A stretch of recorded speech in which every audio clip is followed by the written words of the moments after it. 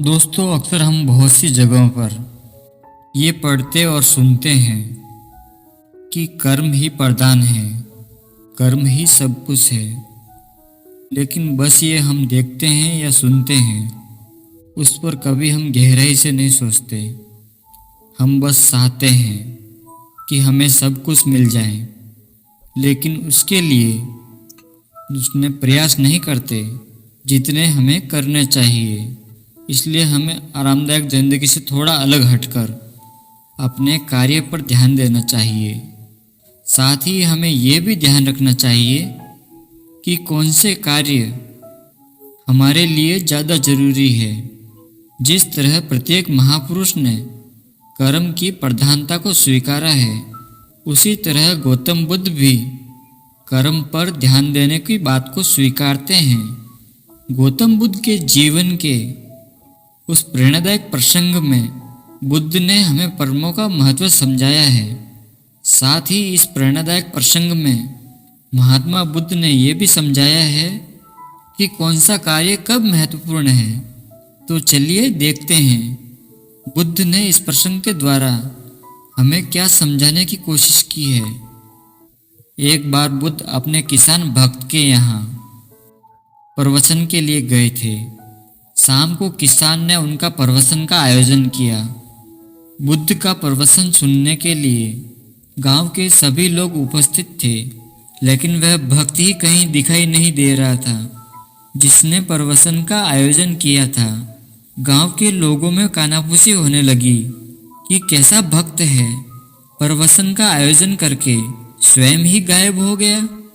जब उस भक्त की कोई सूचना नहीं मिली जिसने प्रवचन का आयोजन किया था, तो बुद्ध ने उसके बिना ही प्रवचन चालू कर दिया और गांव के सभी लोगों ने प्रवचन सुना।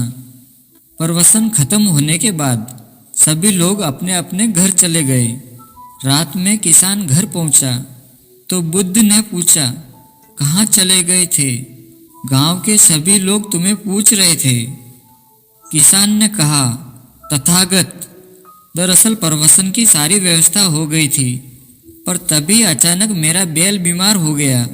पहले तो मैंने घरेलू उपचार करके उसे ठीक करने की कोशिश की, लेकिन जब उसकी तबीयत ज़्यादा खराब होने लगी तो मुझे उसे लेकर पशु चिकित्सक के पास जाना पड़ा। अगर नहीं ले जाता तो वह नहीं बचता। आपका प्रवचन तो मैं बाद में भी सुन लूँगा। अगले दिन जब वो गांव वाले पुनः बुद्ध के पास आए तो उन्होंने किसान की शिकायत करते हुए कहा, यह तो आपका भक्त होने का दिखावा करता है, प्रवचन का आयोजन कर स्वयं ही गायब हो जाता है।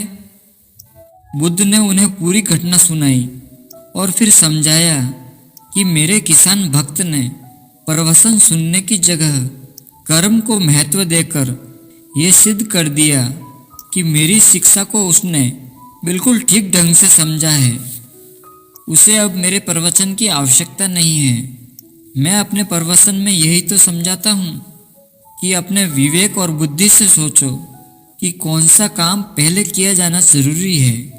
यदि किसान बीमार बैल को छोड़कर मेरा प्रवचन सुनने को प्राथमिकता देता तो दवा के बगैर बैल के परेड़ निकल जाते।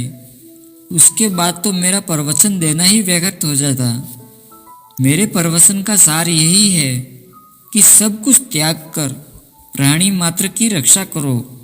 इस घटना के माध्यम से गांव वालों ने भी उनके प्रवचन का भाव समझ लिया और सभी वापस अपने घर लौट गए।